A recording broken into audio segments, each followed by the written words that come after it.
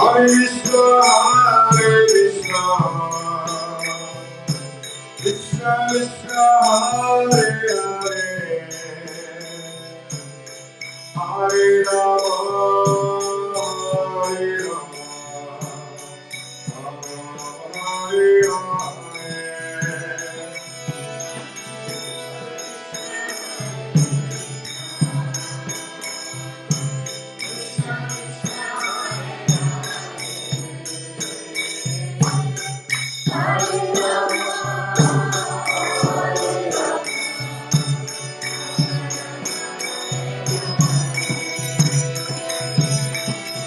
Hare Krishna, Hare Krishna, Krishna Krishna, Hare Hare, Hare Rama, Hare Rama, Hare Rama.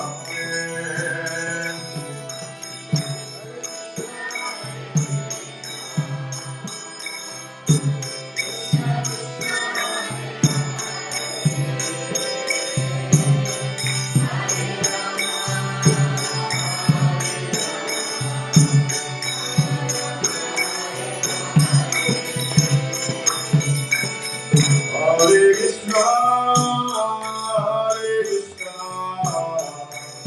Krishna Hare Hare, Hare Rama, Hare Rama, Hare Hare.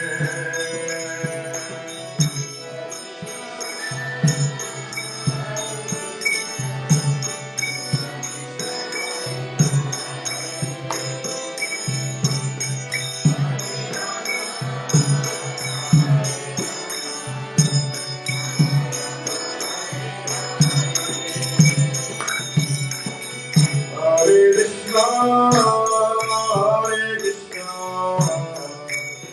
Krishna Hare Hare, Hare Rama, Hare Rama, Hare Hare.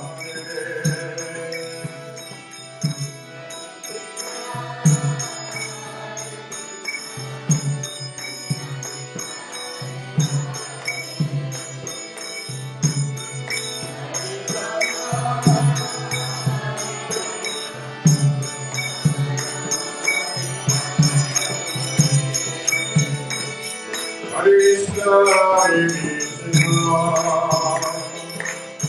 Krishna Hare Hare, Hare Rama, Hare Rama, Hare Hare.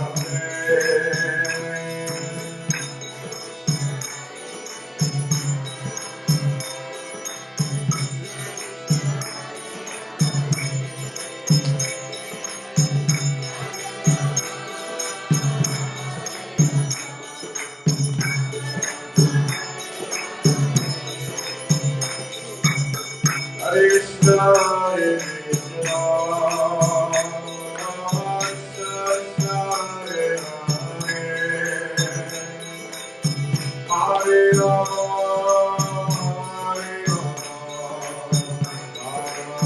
Hare Hare.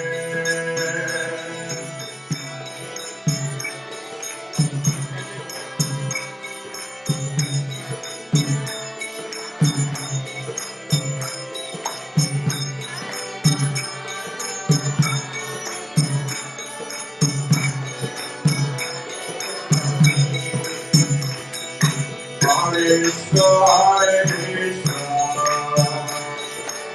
Krishna Krishna, Hare Hare, Hare Rama, Hare Rama, Rama Rama, Hare Hare.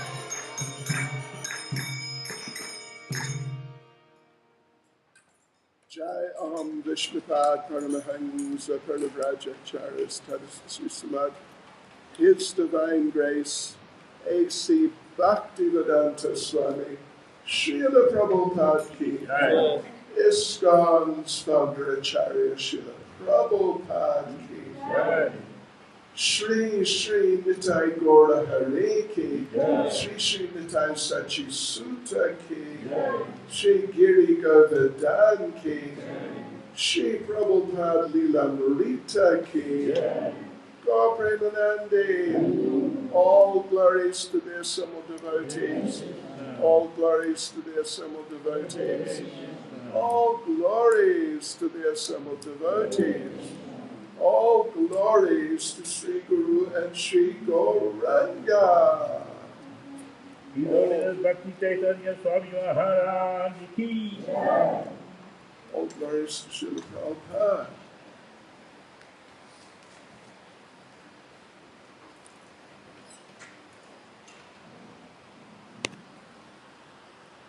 Om Namo Bhagavate Vasudevaya.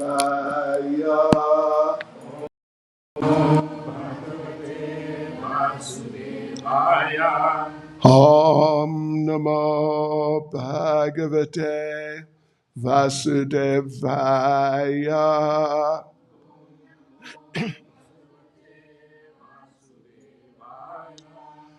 Om Namo Bhagavate Vasudevaya.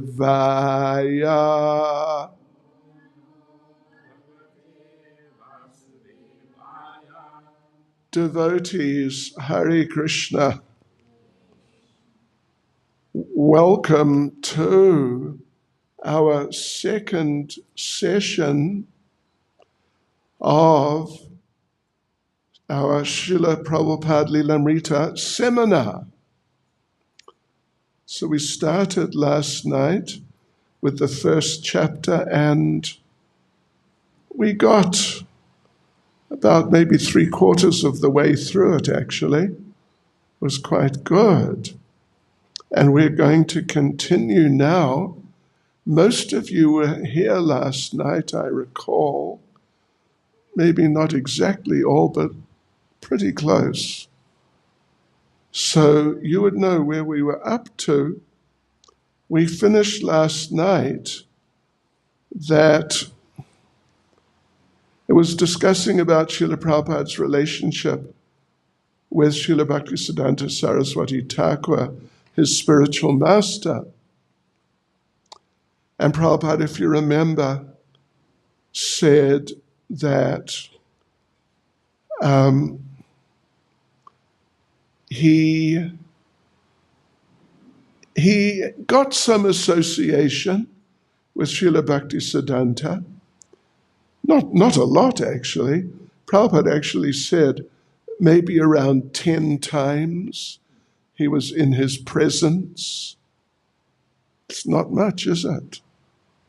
I think many of us have been in the association of our spiritual master more than 10 times.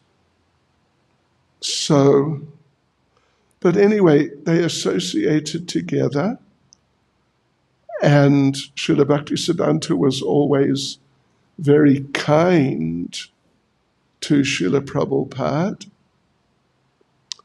And one time, what was it? Let's just see. What was it? November 1935. Srila Bhaktisiddhanta had just opened the biggest temple of the Gaudiya Math in Calcutta, Bug Bazaar.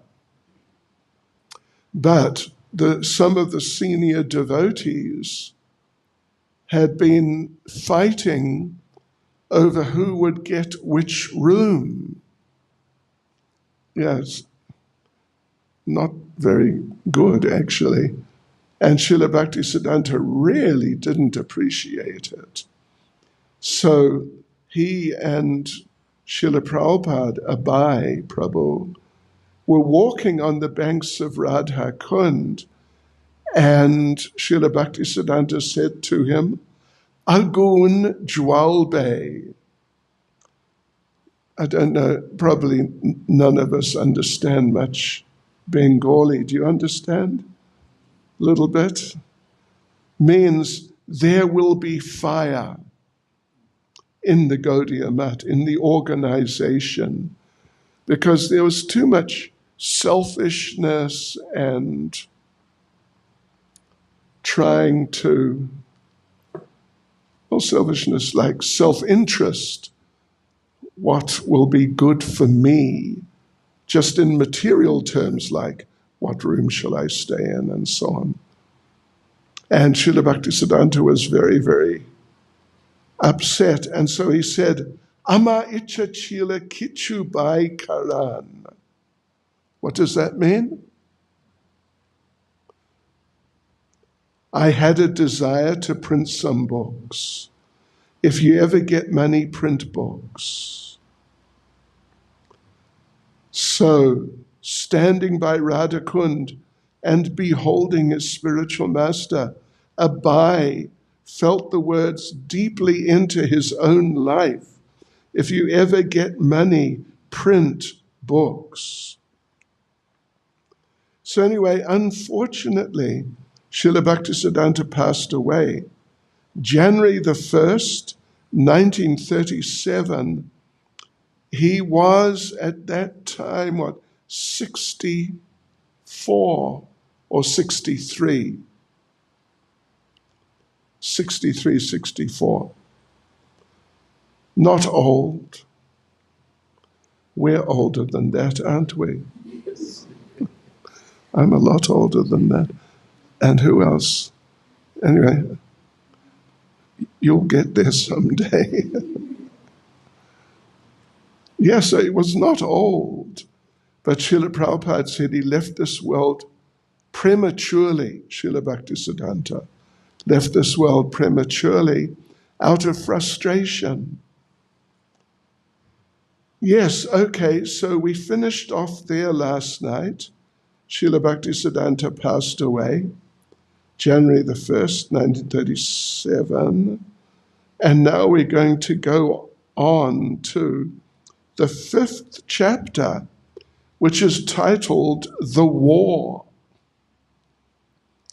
And he's not talking about the Second World War, This is January the 1st, 1937. Hasn't quite got there to the First World War. But it's a different type of war.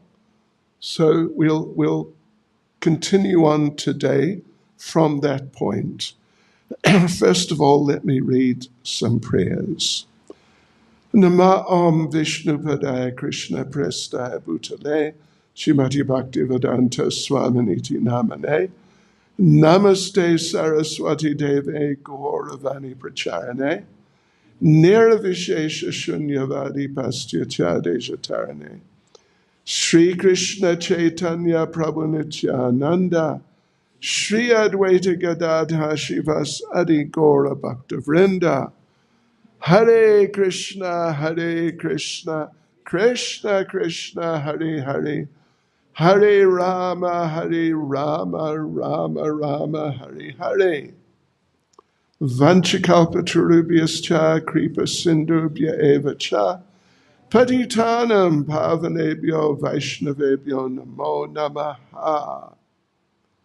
So yes, we offer our respects, our obeisances to all the devotees, and of course, particularly to Srila Prabhupada. So yes, chapter 5 actually, of the first volume of Srila Prabhupada Lilamrita, the war. So what was this war? What is being talked about here?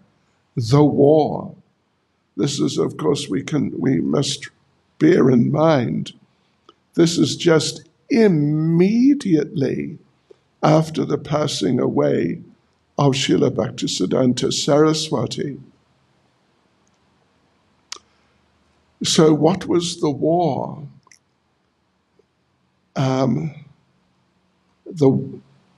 He said, Agunjwalbi, there'll be fire. There'll be fire in the Gaudiya Mat. So it was an interpersonal war amongst the devotees, headed up by the most senior devotees. Srila Bhaktisiddhanta, he had asked his disciples, particularly means his most leading disciples, to form a governing body, a GBC. He actually used that term, governing body commission, and to manage the development of the movement together as a team. And he told them, don't appoint an acharya, means like a leader. You could just say a leader, particularly a spiritual leader, but don't appoint a leader. Just manage the mission cooperatively. But, it's deeply ingrained, actually, in the psyche of Indian people or Hindu people, that a spiritual institution must have a leader who is the head. And the idea of having a cooperative arrangement was something, it had never been done, really. It had never been done. And so they felt that without a head, an acharya, that, it just couldn't be like a serious organization, basically. I could give him a tip about operating the camera, which I think he desperately needs. Do we have the device? Because I tell you what you don't do. This is camera lesson. When you got it on a tripod, you don't touch it with your hands when you're taking a photo. You hold hands off. And not only do you do that, but you set it with a 2-second delay, and you put that on the other side in the right place, yeah. You set it with a 2-second delay, and you squeeze the gizmo, and then you, hands off, don't touch it. And it takes a photo which is just, completely clear. No, you've got to put it in the right place, which is right above his right hand. Up, up, upa, na. Krishna, Krishna. This is being broadcast to thousands of people around the world. Bring it here. You see, look at this. You see this, that. Look at that. Look at that. That's it. Now, do you know the menus well enough to set it for a 2-second delay? We'll see. Anyway, this is a very heavy subject. This is just super heavy subject.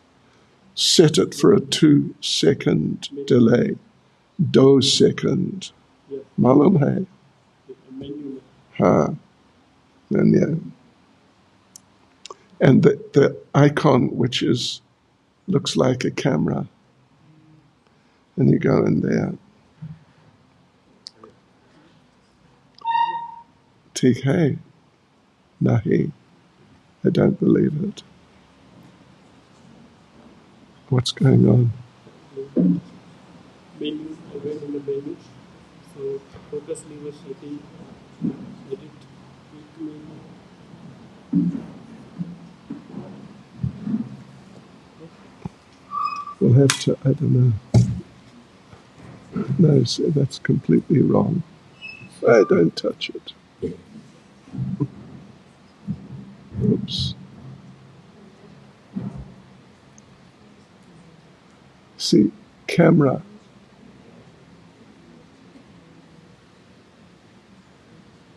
Look, self-timer. 2 seconds. There you go.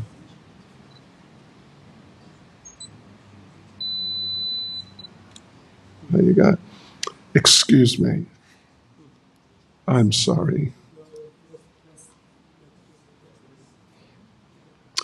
Yes, so there's this thing, and it's amazing, even in ISKCON, it happens that some, like very, very senior devotees, they feel they have to have their own institution, kind of,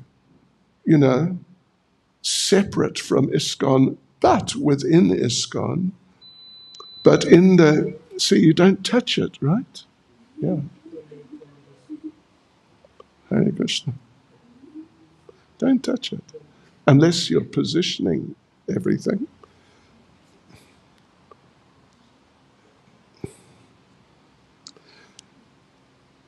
Yeah.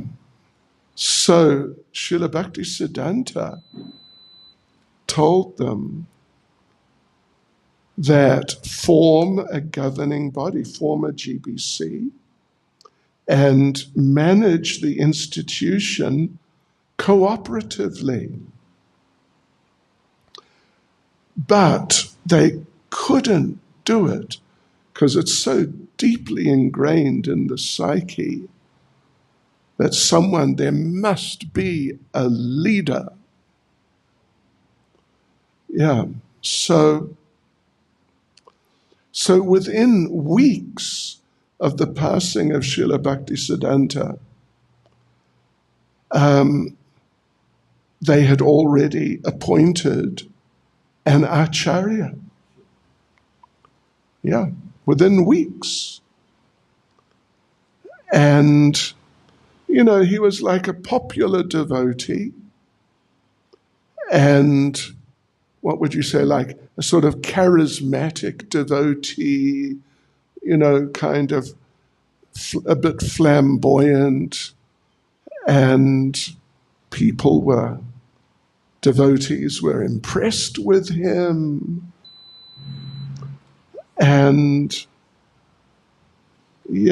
so they made him the acharya.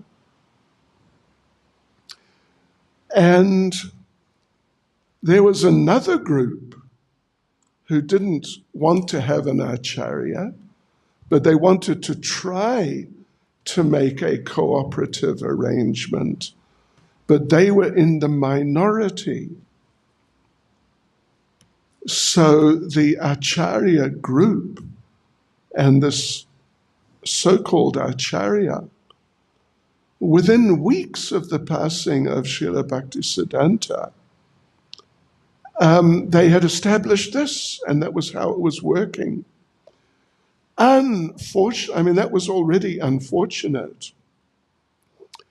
But to really sort of compound the unfortunateness, like many times over, after not a long time, but a little while, I don't even know how long really, but maybe it was a year, I think it was less than 2, but in a little while after appointing this person, the acharya, most extremely unfortunately, he became involved in an affair with a female devotee. Yeah. And as we understand, the affair, it already means things are way off the rails, but things went so far off the rails, after a while, she killed him. Hari Bol. Chant Hare Krishna and be happy. Sure. That. But so what happened was that when he went, then there was like a whole big competition and a war. Who could take over which property? Because Srila Bhaktisiddhanta, he had something like 100 temples around India, just around India. And, the big one that had just opened recently in Calcutta, Bug Bazaar, and at Mayapur, there was the birthplace of Lord Chaitanya. Then there was Srivas Angan. Then there was the Chaitanya Mat, which had been the headquarters.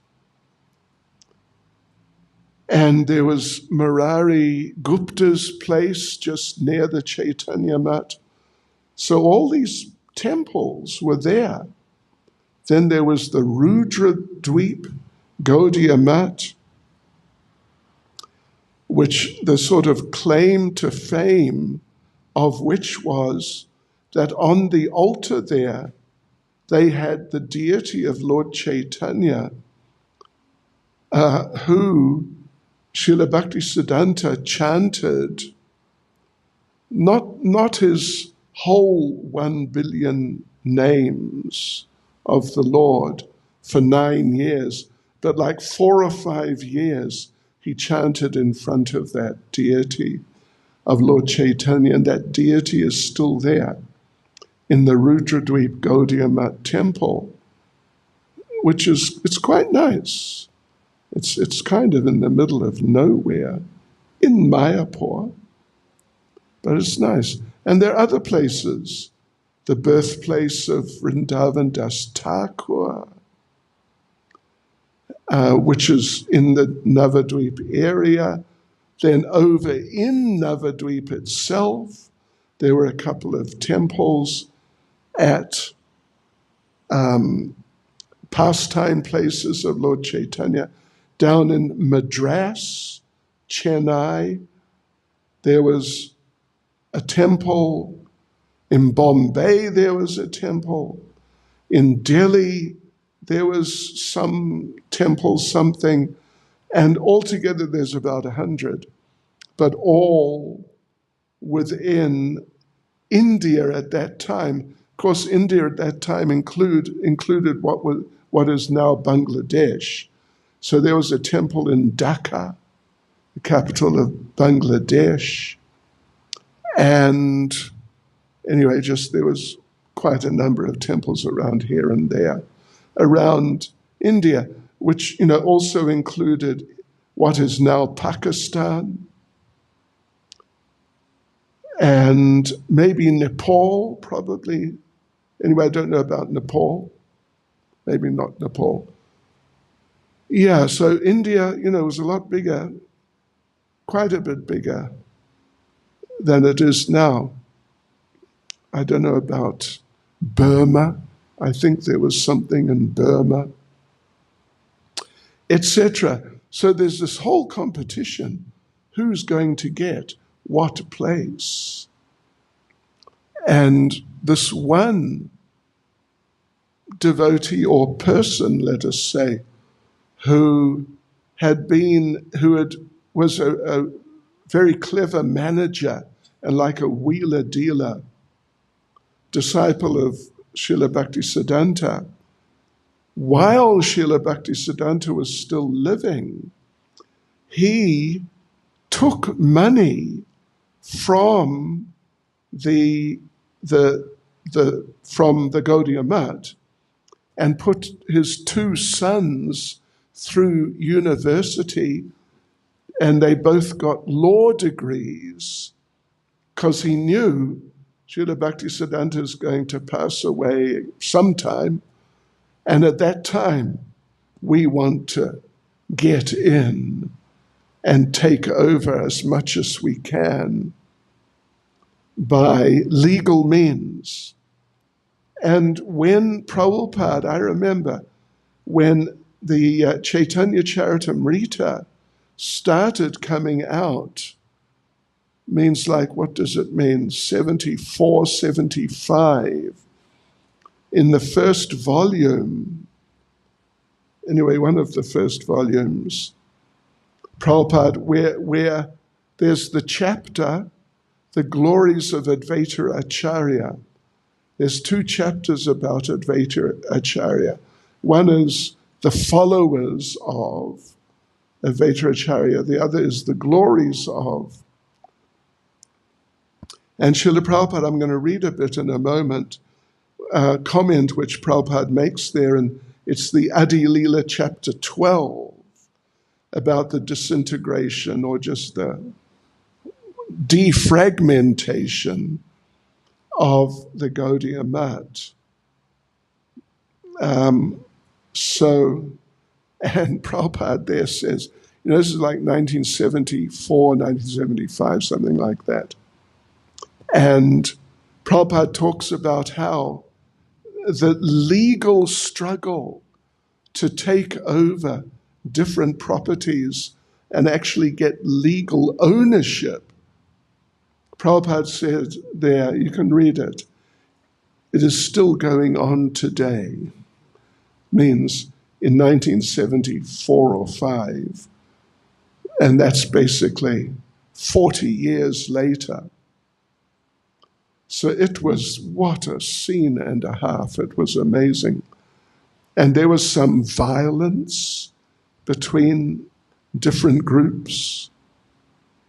And I heard a few devotees were killed in the violence between the different groups.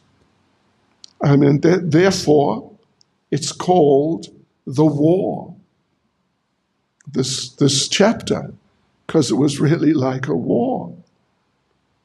And the preaching suffered fantastically. Yes, so, anyway, Srila Prabhupada writes in Chaitanya Charitamrita Adi Leela, chapter 12, verse 12, purport, there are many disciples of Bhaktisiddhanta Saraswati Thakur, but to judge who is actually his disciple, to divide the useful from the useless, one must measure the activities of such disciples in executing the will of the spiritual master. Bhaktisiddhanta Saraswati Thakur tried his best to spread the cult of Sri Chaitanya Mahaprabhu to countries outside India.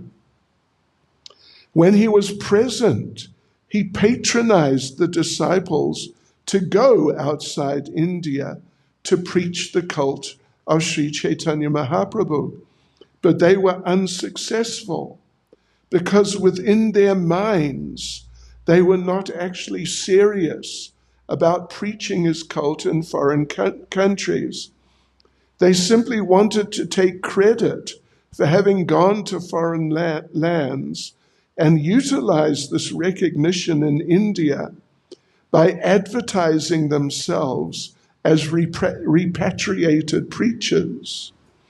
Many swamis have adopted this hypocritical means of preaching for the last 80 years or more, but no one could preach the real cult of Krishna consciousness all over the world. This is Prabhupada's purport. You get the mood. It's really heavy. It's really, really heavy. A handful of sannyasis, like his best sannyasis, or, at least they were prominent, went to England and to Germany.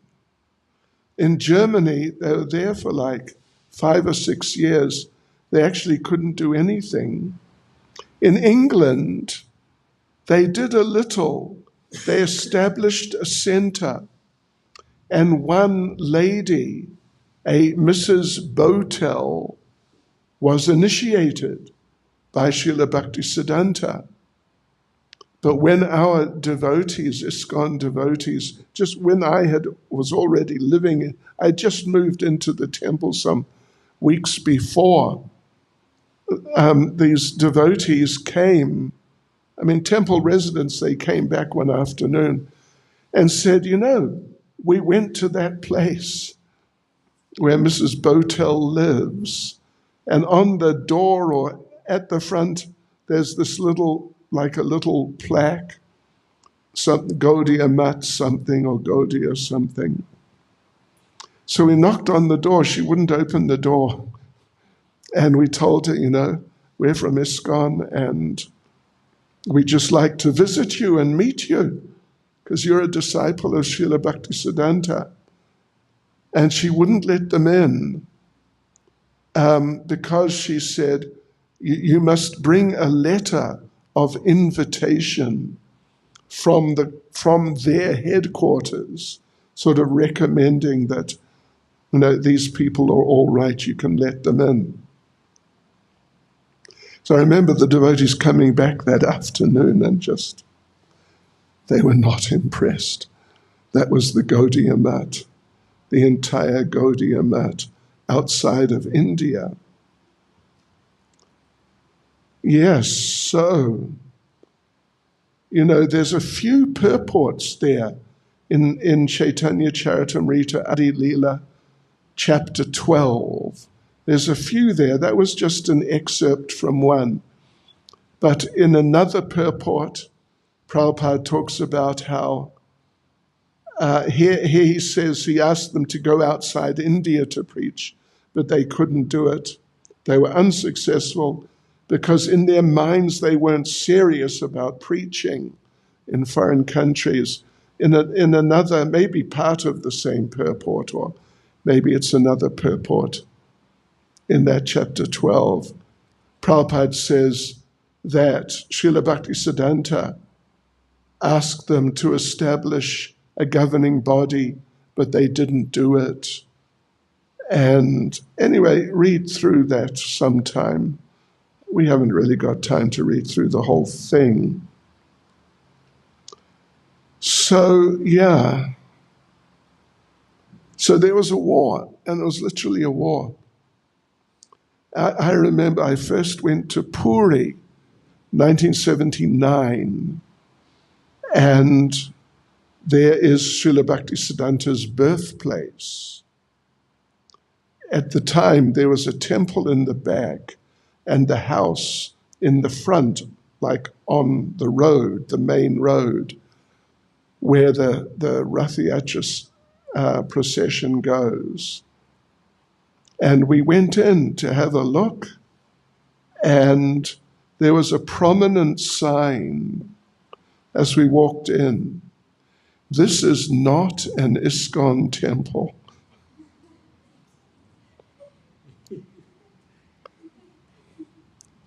I don't know what to say, so I won't say anything more. I don't think there's really a need. It was just bizarre. Yes, right. So anyway, this is now 1937, 38. All these things were happening for a few years. Then the properties got divided up, and each of the leaders started some legal organization of their own.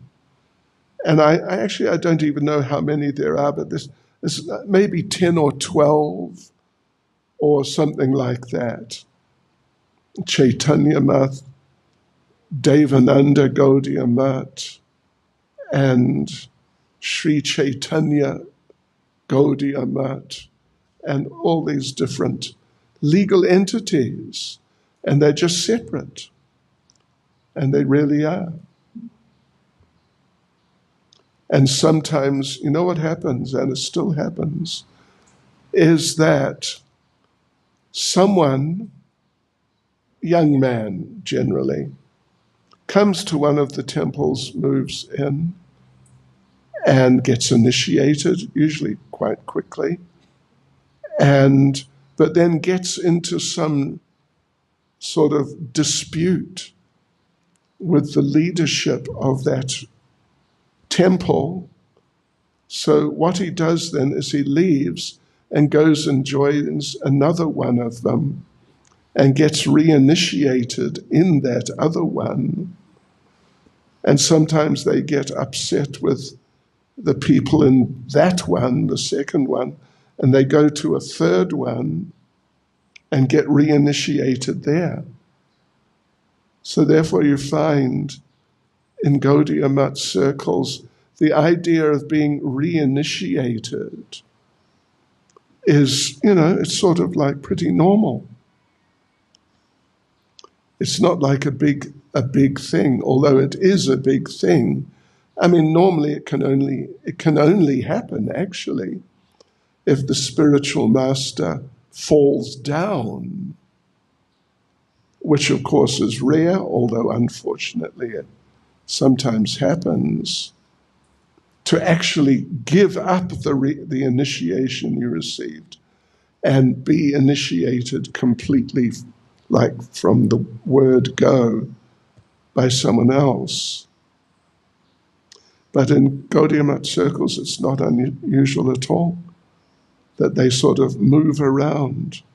Like, have you ever played musical chairs? Musical gurus or something. So anyway, yeah.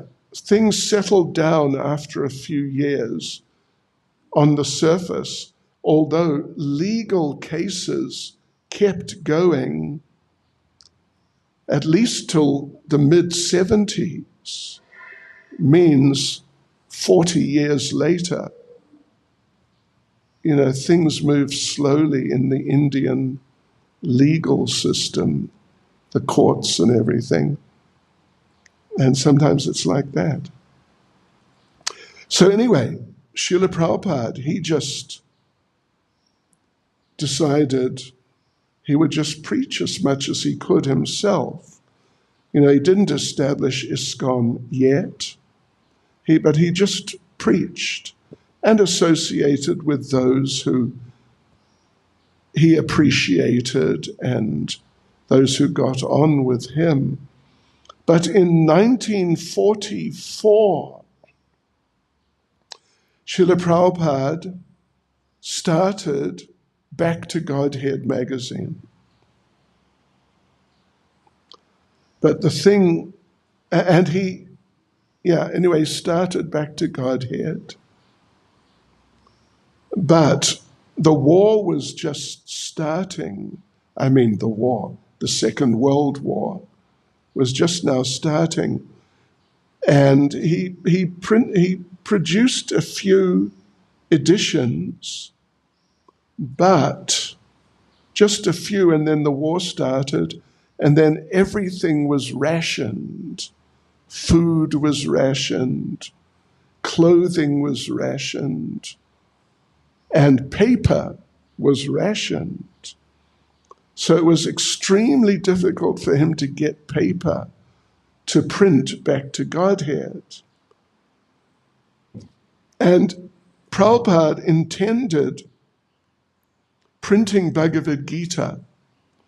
Actually, at that point, he was referring to it as Gita-Upanishad. And he advertised it in the first Back to Godhead that he printed, 1944. Then devotees. One night, when Srila Prabhupada was sleeping, he had a dream. And in the dream, Srila Bhaktisiddhanta Saraswati appeared to him. And Srila Bhaktisiddhanta told him, "You must take sannyas. You must take sannyas." Strongly told him. Prabhupada said he woke up like in a state of shock. And he thought, how horrible. Because it would mean he'd have to give up his family and his, I think by that time, 4 children or so. How horrible to leave everything like that. But still at the same time, he was actively preaching in different ways. So then we move on, devotees. That was 1944. Then we go on, or at least the Prabhupada Lilamrita goes on, to chapter 6, which is titled An Unknown Friend. So after the Second World War, India was just in a state of chaos.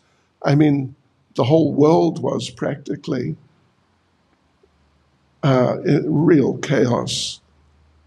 And Prabhupada was trying to print Back to Godhead, but he couldn't get paper, he couldn't get help. So what Prabhupada did, he wrote to Mahatma Gandhi, who was the Prime Minister, is it, or not President, Prime Minister, Mahatma Gandhi. Yes, so he wrote to Gandhi, urging Gandhi to help him with his mission. So he began the letter as follows. The whole letter is quite long. If you have a look in this chapter of Prabhupada Lilamrita, you can read, I think, the whole thing's there. It goes for some pages. So he says, "Dear friend Mahatma Ji, please accept my respectful namaskar. I am your unknown friend, but I had to write to you at times and again, although you never cared to reply them. So Prabhupada had already been writing to Mahatma Gandhi, preaching to him to help with the spreading of Krishna consciousness. And Prabhupada, if you read, like if you just read that letter and many other of these things in these chapters in Prabhupada Lilamrita, and you see how convinced Prabhupada is, how completely convinced that this is the thing, Krishna consciousness. It's the only thing. So, it's essential. You must help. Really, Prabhupada was so totally convinced. So he'd already written to him, I wrote to you at times and again, although you never cared to reply. I sent you my papers back to Godhead, but your secretaries told me that you have very little time to read the letters and much less for reading the magazines. I asked for an interview with you, but your busy secretaries never cared to reply this. Anyway, as I am your very old friend, although unknown to you, I'm writing to you in order to bring you to the rightful position deserved by you. Means a Krishna conscious position, because we read yesterday, if you remember, that Prabhupada was at university, at college, with Subhas Chandra Bose, who, he's only just being appreciated more now as being, as having made a great contribution to chasing the British out of India. Otherwise, before it was just all Gandhi, Gandhi, Gandhi. But Prabhupada said on a number of occasions that actually the one who really influenced the situation, was Subhas Chandra Bose. So, yes. So anyway, Prabhupada wrote like that. And when he wrote, well, I'm sorry, there was a point I was making. He knew Subhas Chandra Bose personally. They were at school together, but he became more appreciative of Gandhi because Gandhi always took a Bhagavad Gita with him wherever he went, and he would read Bhagavad Gita. Unfortunately, it was not a Bhagavad Gita as it is, because it didn't exist yet. So it was a Bhagavad Gita as it is not, or a Bhagavad Gita as whoever wrote it would really prefer that it was, or, that sort of thing. So Gandhi, even though he would say that, Bhagavad Gita is so important,